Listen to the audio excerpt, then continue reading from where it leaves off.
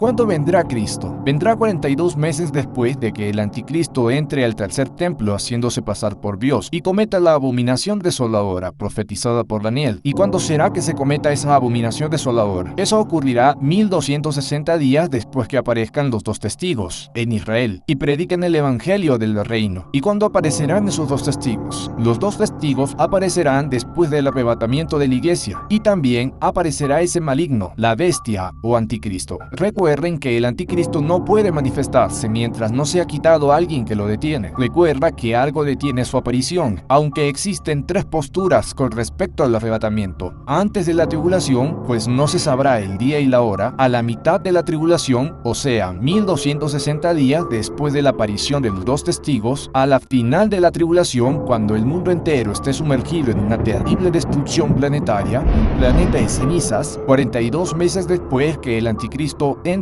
a ese templo de Jerusalén, un templo que aún no existe, que se levantará después de los acuerdos de paz, la solución de los dos estados, y cometa la abominación desoladora. Pero la Biblia nos da bastante luz de que el arrebatamiento de la iglesia será antes del periodo de juicio y destrucción de parte de Dios. ¿Y quienes conforman la iglesia? Son personas elegidas y separadas por Dios, selladas con su espíritu, y ese sello es una garantía de todas las promesas, incluyendo el arrebatamiento. ¿Y cuándo será el arrebatamiento de la iglesia? No se sabe día y hora, y no pretendemos saberlo, pero podemos hacer un análisis del rango de tiempo en el que puede ocurrir todo el bloque profético. Al final de este video hay algo sorprendente con respecto a ese rango de tiempo. La mayoría de cristianos conocemos la profecía de la higuera que nos muestra a Israel como un reloj profético y anuncia el desenlace de los juicios sobre el mundo y la angustia de Jacob. Mateo 24:32. De la higuera aprended la parábola. Cuando ya su rama está tierna y brotan las hojas, sabéis que el verano está cerca. La higuera representa el pueblo de Israel, un pueblo que no recibió a su verdadero Mesías. Veamos este versículo de Mateo 21:18. Por la mañana, cuando volvía a la ciudad, Jesús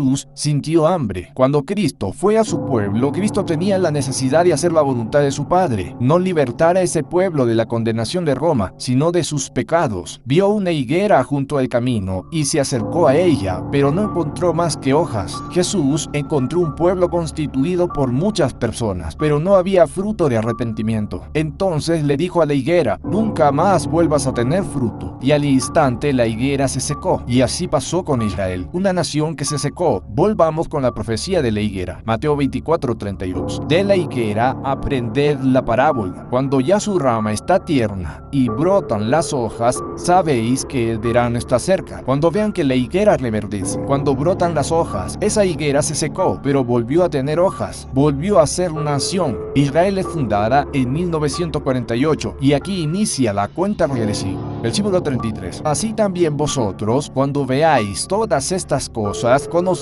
que está cerca a las puertas su regreso, la venida de Cristo. De cierto os digo que no pasará esta generación hasta que todo esto acontezca. Desde que la higuera reverdece en 1948, no pasaría una generación hasta que todo esto ocurra. Esta profecía nos da un rango de tiempo al que le debemos prestar atención. La higuera reverdece en 1948 y no pasaría una generación hasta que todo acontezca. Y según Salmos 90:10, la edad es de 70 años y los más robustos llegan a 80 años. Ya tenemos números con los que podemos trabajar. Si le sumamos la edad de los más robustos, esto nos empuja hasta el año 2028. Con esta información ampliamos el margen de todo el espacio de tiempo profético. Sigamos añadiendo de más información. Desde que Cristo fue crucificado pasarían 2000 años, o sea 6 del 1 al 2. Venid y volvamos a Jehová, porque Él arrebató y nos curará, y dio y nos vendará, nos dará vida después de 2 días. En el tercer día nos resucitará y viviremos delante de Él. Oseas menciona 2 días proféticos y después de esos 2 días nos daría vida. Recuerden que hay una profecía sobre la resurrección de los muertos y el arrebatamiento arrebatamiento a la misma vez. 2 de Pedro 3:8. Mas, oh amados, no ignoréis esto, que para con el Señor un día es como 1000 años, y 1000 años como un día. Después de 2 días nos daría vida. Y si cada día profético es 1000 años, entonces tenemos 2000 años que aumentarle desde que entramos al nuevo pacto, con la muerte de Cristo. Si Cristo murió aproximadamente a los 33 años, entonces nos empuja hasta el 2033. Y tenemos un poco más de información para añadir al cuadro profético. Quiero recordarles que la intención de este video no es descubrir el día y la hora de cuando se llevarán a cabo todas estas profecías, pero podemos analizar los tiempos. Veamos lo siguiente. Génesis 6:3. Y dijo Jehová: no contenderá mi espíritu con el hombre para siempre, porque ciertamente él es carne, mas serán sus días 120 años. 120 años es lo que tardó Noé para construir el arca, pero proféticamente también está hablando de 120 jubileos, teniendo en cuenta que cada jubileo es de 50 años. Por 120 jubileos nos da un tiempo de 6000 años, en el que Dios contendería con el hombre. Desde Adán y Eva hasta Cristo fueron 4000 años, restarían 2000 años hasta que se cumplan los 6000 años mencionados. Cuenta desde la muerte de Cristo en la cruz y le suma esos 2000 años restantes y le resulta 2033. Entonces nuestro margen de estudio se ampliaría hasta el 2033. Veamos el tema de las 70 semanas de Daniel. Daniel nos deja muchos números para analizar el tiempo. Daniel es muy preciso para marcar el tiempo de la muerte de Cristo. En este video no nos podemos sumergir en esas cuentas, y quiero que sepan que las 70 semanas de Daniel tiene diferentes interpretaciones y posturas. Daniel nos marca 70 semanas de años. Esto quiere decir que cada semana tiene 7 años. Son en total 490 años desde la orden para levantar las murallas de Jerusalén hasta el Mesías príncipe, quedando una semana pendiente. Aunque las 70 semanas de Daniel tienen 2 estudios diferentes. Quiero mostrarles algo tremendo, algo muy curioso.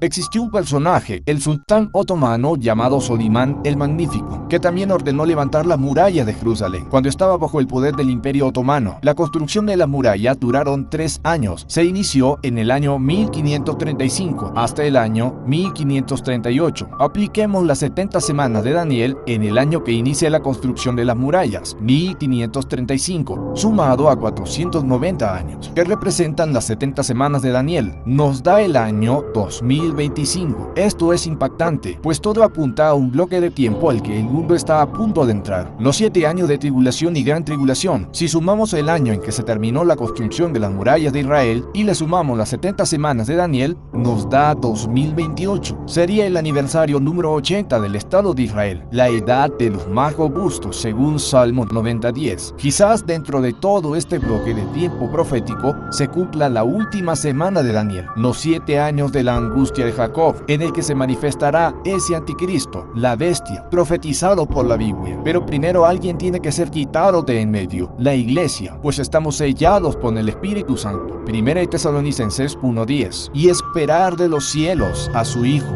al cual resucitó de los muertos, a Jesús, quien nos libra de la ira venidera. Y precisamente eso viene para el mundo, la ira no de los hombres, sino la ira de Dios, para el mundo que no creyó en el Evangelio. Lucas 21:36. Velad pues en todo tiempo orando, que seáis tenidos por dignos de escapar de todas estas cosas que vendrán, y de estar en pie delante del Hijo del Hombre. Los que son dignos de escapar son los sellados de Dios, aquellos que nacieron de Dios, que fueron engendrados por Dios. Ellos escaparán del tiempo de aflicción que vendrá para todos los moradores de la tierra. Isaías 26:21. Porque he aquí que Jehová sale de su lugar para castigar al morador de la tierra por su maldad contra él. El tiempo de tribulación de parte de Dios es para los moradores de la tierra, no para los que fueron comprados a precio de sangre, pues esa tribulación que viene para el mundo no es de parte de los hombres, es de parte de Dios. Para escapar esa gran tribulación, debes creer en el Evangelio con todo tu corazón, en lo que Cristo hizo en la cruz. Asumió todos tus pecados, clavándolos en la cruz, dejándote limpio, santo, sin mancha, irreprensible. Si lo crees, serás sellado por su Espíritu y serás llamado justo por la fe, pues el justo por la fe vivirá. Romanos 1:17. Porque en el Evangelio la justicia de Dios se revela por fe y para fe, como está escrito, mas el justo por la fe vivirá. Bendiciones.